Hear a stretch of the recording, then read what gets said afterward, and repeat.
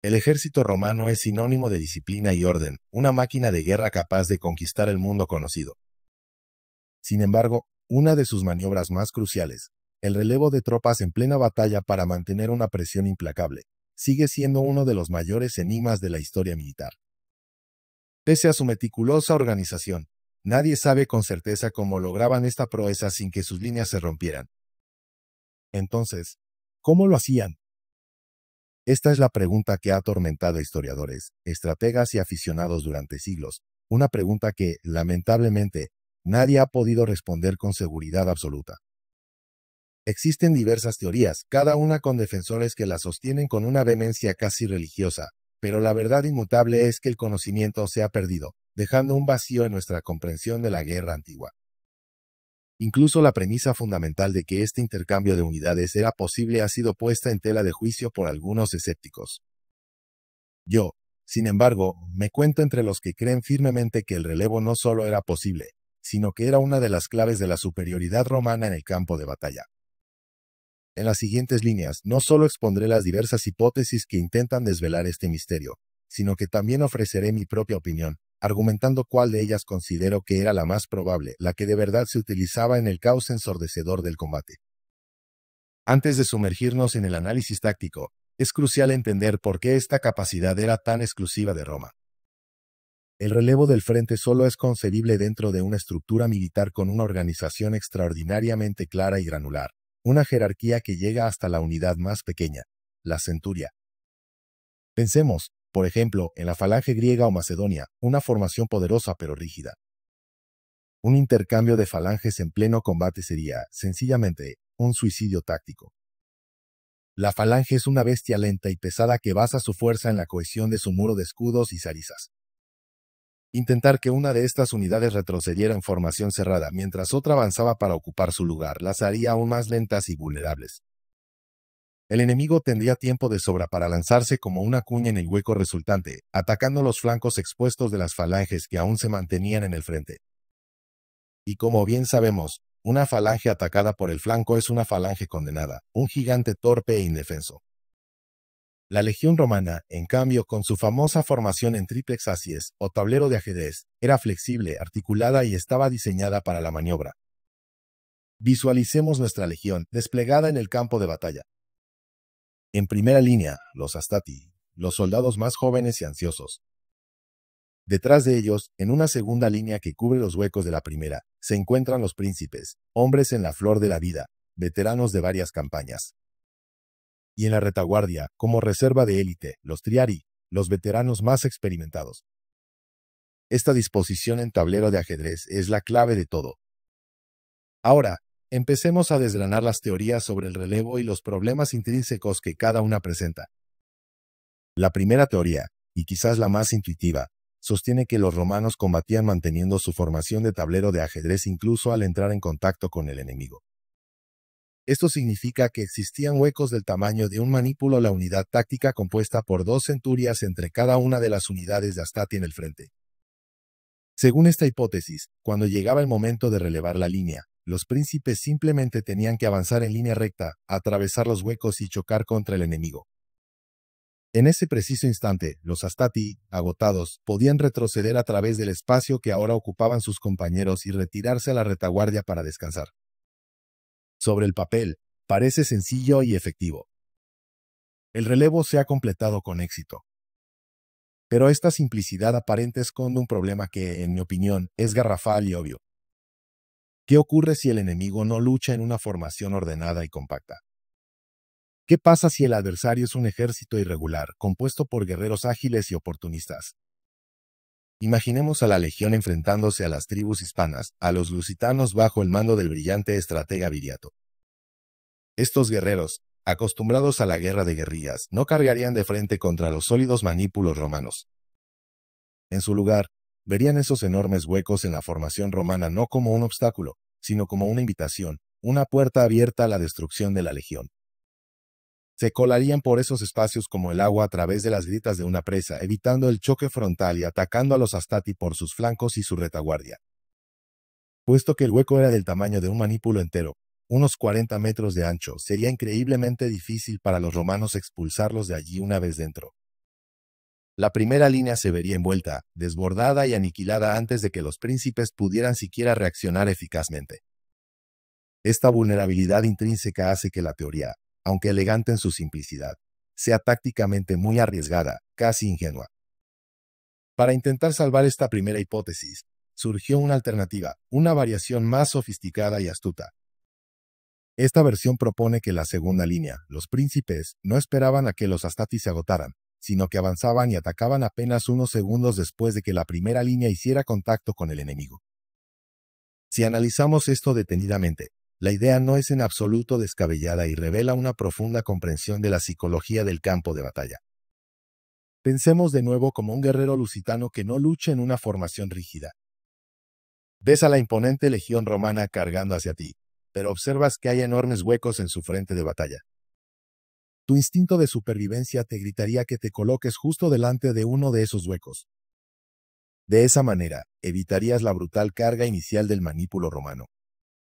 Muchos de tus compañeros, pensando de la misma manera, harían exactamente lo mismo. Como resultado, el propio ejército enemigo, de forma espontánea y desorganizada, crearía puntos débiles en su propia línea, justo donde se encontraban los manípulos de Astati, y concentraría sus propias fuerzas en los huecos. Pero he aquí la genialidad de la táctica.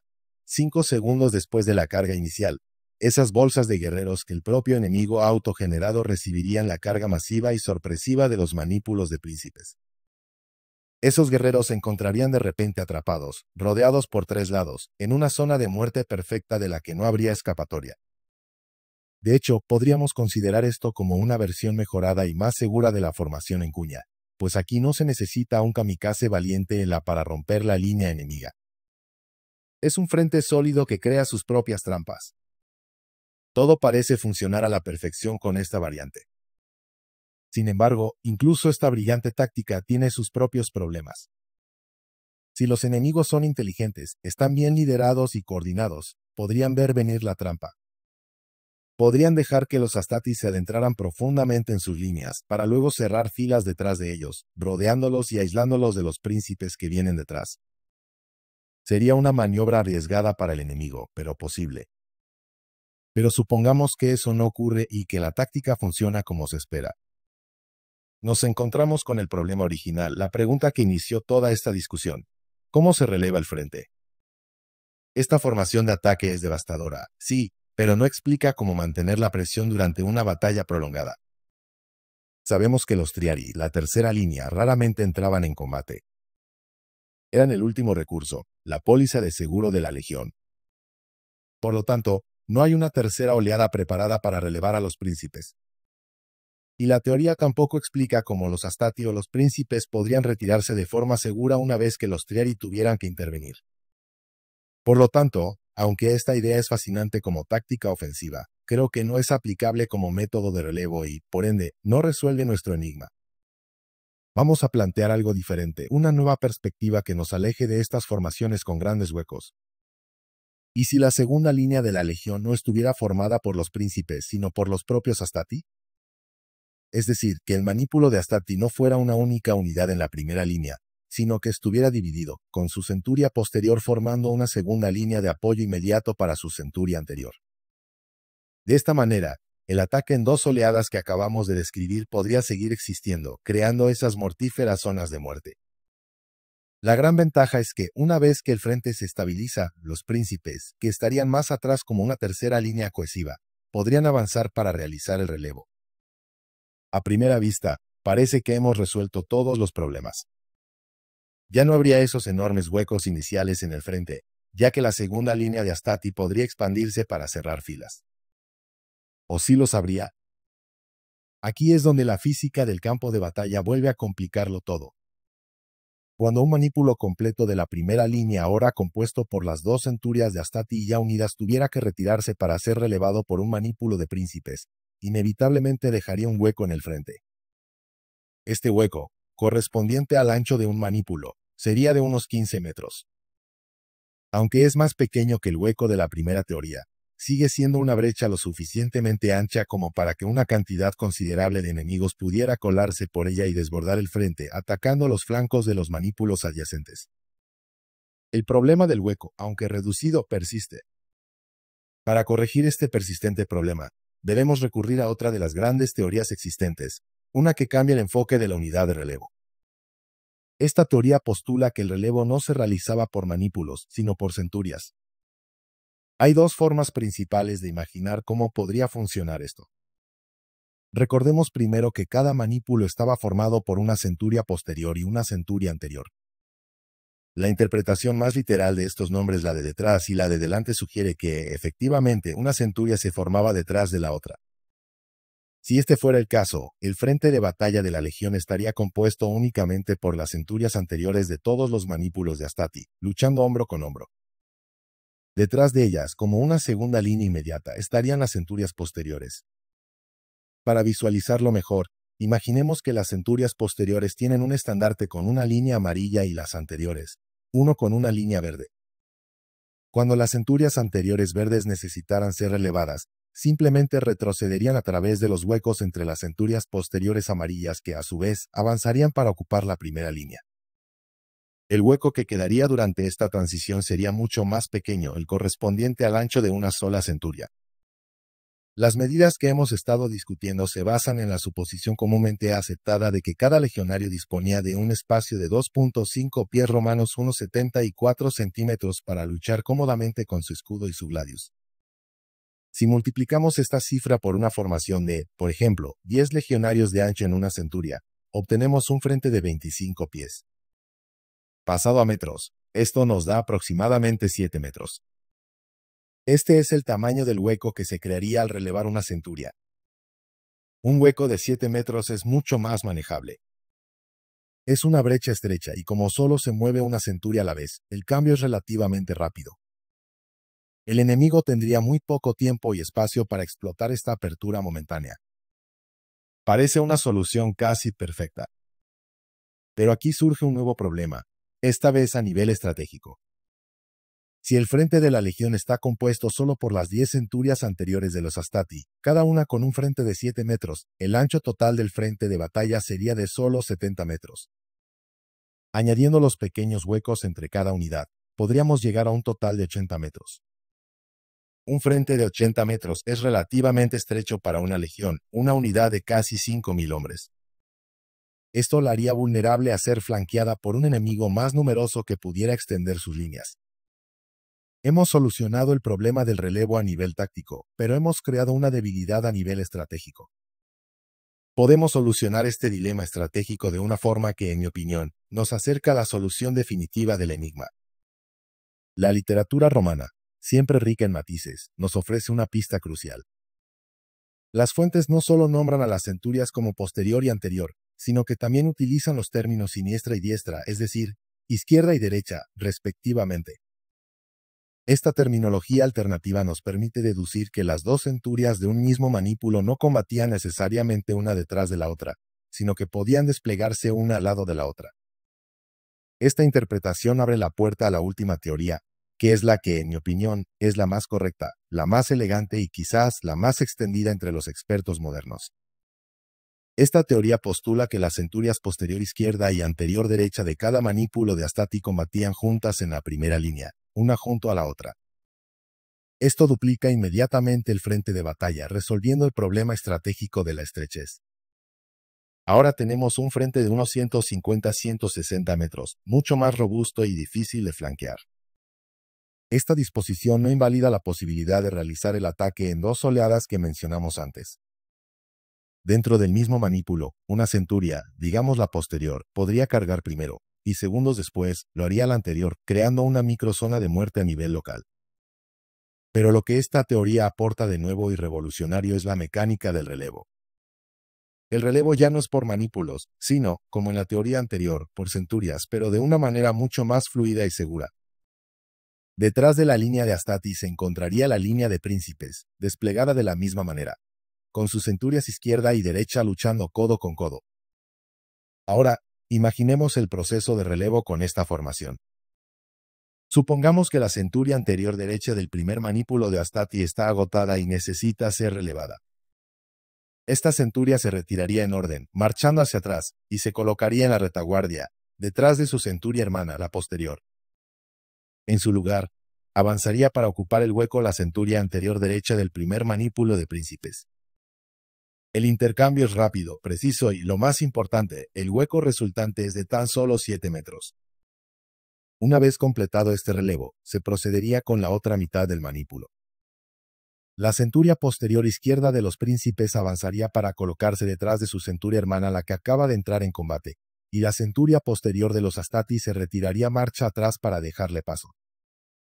Sé que la repetición de las palabras centuria, anterior y posterior puede sonar confusa, pero espero que la lógica de la maniobra haya quedado clara. Es un sistema de relevo por componentes, no por bloques.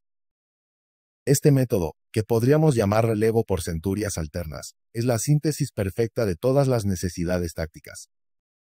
Combina la idea de un frente de batalla ancho y robusto, esencial para evitar ser flanqueado, con la necesidad imperiosa de que los huecos creados durante el relevo fueran lo más pequeños y breves posible para que el enemigo no pudiera aprovecharlos. Un hueco de 7 metros, abierto durante apenas un minuto, es una oportunidad insignificante para un enemigo en medio del caos de un combate a gran escala. Cualquier intento de penetración sería inmediatamente contenido por la presión de las centurias adyacentes y la amenaza de la segunda línea que se está moviendo justo detrás. Esta teoría explica cómo la legión podía mantener una presión constante y aterradora sobre su oponente, rotando continuamente a sus soldados para que siempre hubiera hombres frescos y descansados en la primera línea de combate, ya fuera para mantener una posición defensiva o para iniciar una persecución implacable del enemigo en retirada. Es la imagen de un motor perfectamente engrasado, donde cada pieza se mueve en armonía con las demás para garantizar el funcionamiento continuo de la máquina.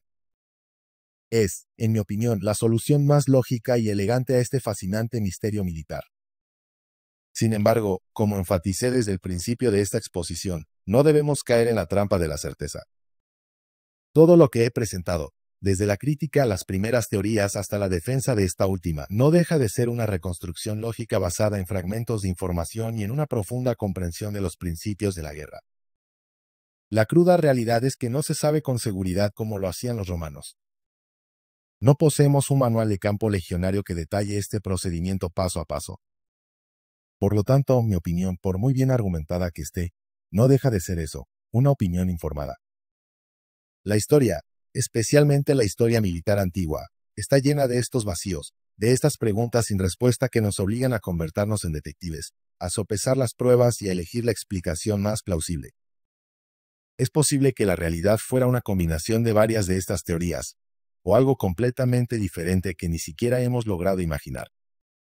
Quizás la táctica variaba dependiendo del enemigo, del terreno o del comandante al mando. La belleza y la frustración de este enigma radican precisamente en su naturaleza irresoluble. Con esto concluye mi análisis sobre las diversas teorías del relevo legionario. He presentado los problemas de las formaciones con grandes huecos, la brillantez y las limitaciones de las tácticas de carga en dos fases, y finalmente he argumentado a favor de un sistema de relevo por centurias alternas que, a mi juicio, resuelve la mayoría de las contradicciones tácticas y estratégicas. Un sistema que combina un frente ancho con la seguridad de huecos pequeños y transitorios, reflejando la flexibilidad y la sofisticación que caracterizaban a la maquinaria bélica de Roma. Ahora, la conversación se abre a vosotros. Os invito a reflexionar sobre lo expuesto y a formar vuestra propia conclusión. ¿Cuál de las teorías creéis que es la verdadera? ¿Coincidís conmigo en que el relevo por centurias es la solución más elegante, o consideráis que alguna de las otras hipótesis tiene más mérito del que elegí concedido? Quizás, incluso, habéis pensado en una nueva teoría, una nueva forma de resolver este rompecabezas que no se ha contemplado aquí. La historia es un debate vivo, y cada nueva perspectiva enriquece nuestra comprensión del pasado. El estudio de la Legión Romana es un viaje fascinante a la mente de una de las civilizaciones más influyentes de la historia. Cada detalle de su organización, desde la logística de sus marchas hasta la metalurgia de sus gladius, revela un pragmatismo y una atención al detalle implacables. El enigma del relevo de la primera línea es solo una pequeña ventana a ese universo de complejidad táctica. Demuestra que, más allá de la fuerza bruta, la verdadera fortaleza de Roma residía en su capacidad para organizar el caos, para imponer un orden metódico en el infierno impredecible del campo de batalla. Esta capacidad para rotar a sus hombres, para mantener un flujo constante de energía fresca contra un enemigo que se agotaba lentamente, no era solo una ventaja táctica. Era un arma psicológica devastadora. Imaginemos la desesperación de un guerrero galo o germano al ver que, tras horas de lucha encarnizada, los legionarios a los que se enfrenta, cansados y heridos, son reemplazados por una nueva fila de hombres frescos, tan decididos y disciplinados como los primeros. Esta sensación de enfrentarse a un enemigo inagotable, a una hidra de muchas cabezas, debía ser profundamente desmoralizadora. Y es en estos detalles donde se encuentra la verdadera clave de la dominación romana. Por eso, aunque nunca lleguemos a saber con certeza absoluta cómo lo hacían, el simple hecho de plantearnos la pregunta y explorar las posibilidades nos acerca un poco más a comprender la esencia de lo que hizo a Roma. El análisis profundo de cada teoría nos obliga a pensar como un general romano, a sopesar el riesgo y la recompensa de cada maniobra. Retomemos la primera teoría, la del relevo por manípulos a través de grandes huecos. Si bien la he descartado por su alta vulnerabilidad, ¿podría haber contextos específicos donde fuera aplicable?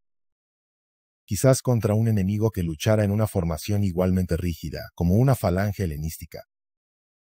En ese escenario, el enemigo no tendría la flexibilidad para explotar los huecos. La carga de los príncipes a través de esos espacios podría, de hecho, funcionar como una serie de arietes que golpearan la línea enemiga en múltiples puntos simultáneamente, desestabilizándola. Sin embargo, la historia nos dice que Roma se enfrentó a una gran variedad de enemigos, y una táctica que solo funciona contra un tipo específico de adversario no puede ser la solución estándar. La fuerza de la legión residía en su adaptabilidad. Por lo tanto, un procedimiento operativo estándar para el relevo debía ser robusto y seguro contra cualquier tipo de amenaza, desde la falange macedonia hasta las hordas celtas o las incursiones númidas. La segunda teoría, la de la carga escalonada para crear zonas de muerte, es seductora por su agresividad y su ingenio.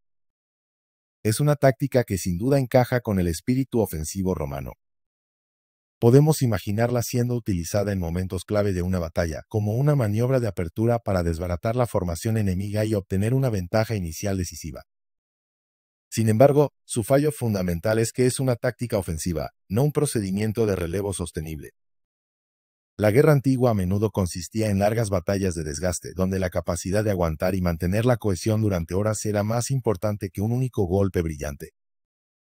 Una batalla podía durar todo el día y los soldados, cargados con armadura y luchando bajo un sol abrasador, se agotaban físicamente. La necesidad de rotar las tropas no era solo para mantener la presión ofensiva, sino para evitar el colapso por pura extenuación física y mental. Por lo tanto, la solución al enigma del relevo debe ser un sistema que permita un ciclo continuo, una rotación que pueda repetirse una y otra vez a lo largo de la jornada, y la táctica de la zona de muerte no ofrece esa sostenibilidad. Esto nos lleva de nuevo a la solución centrada en la centuria. La distinción entre relevo por centurias en columna una detrás de otra y en línea una al lado de la otra es el corazón del debate final. La idea de las centurias en columna, aunque crea un hueco pequeño y seguro durante el relevo, presenta el problema estratégico de un frente demasiado estrecho. Un general enemigo competente, al ver el despliegue romano, simplemente extendería sus propias líneas para envolver y atacar los flancos de la legión. Este es un error táctico tan fundamental que es difícil imaginar que los romanos, maestros de la estrategia, cayeran en él.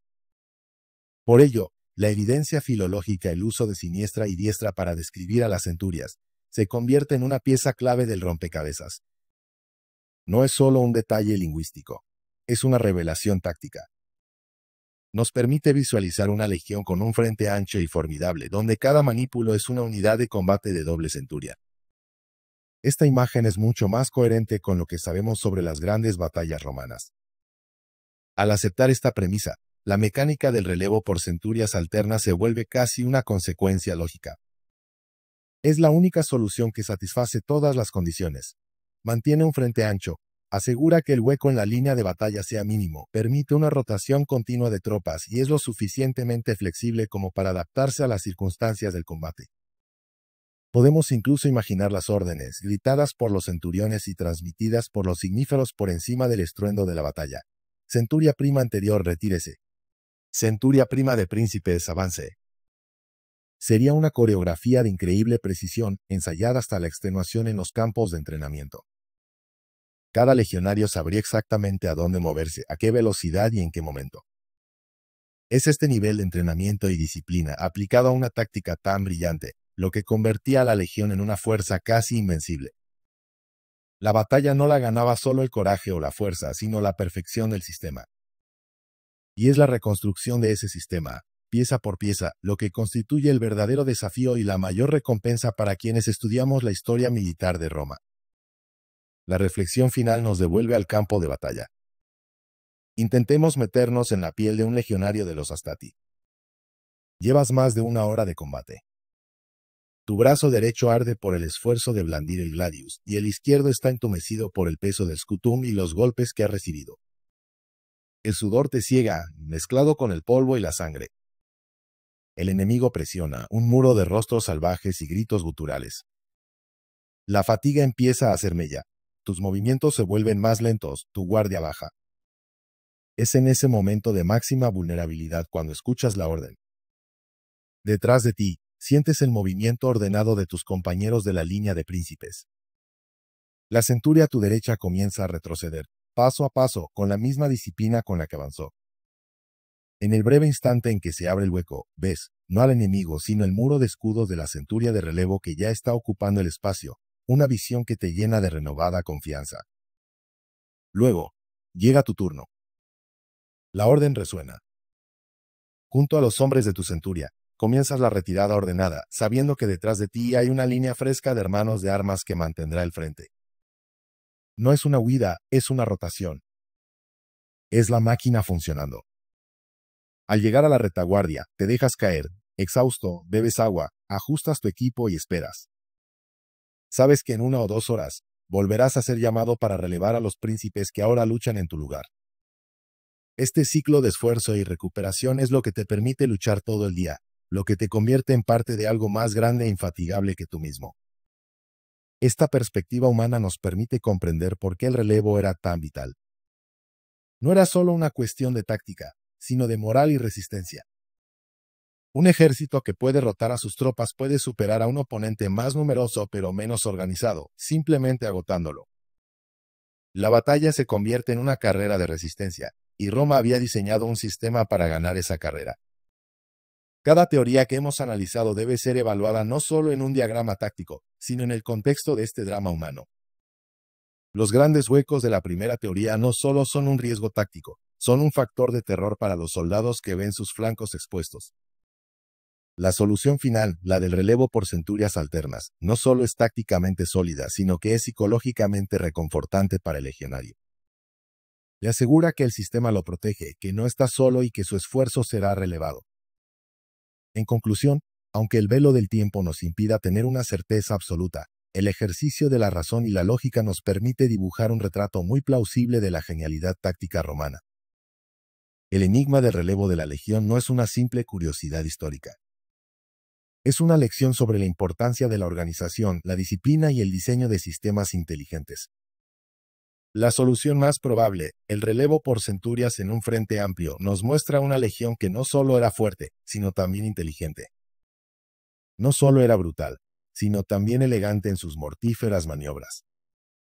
Y al final, es esa combinación de fuerza y cerebro la que explica por qué, durante siglos, todos los caminos llevaron a Roma.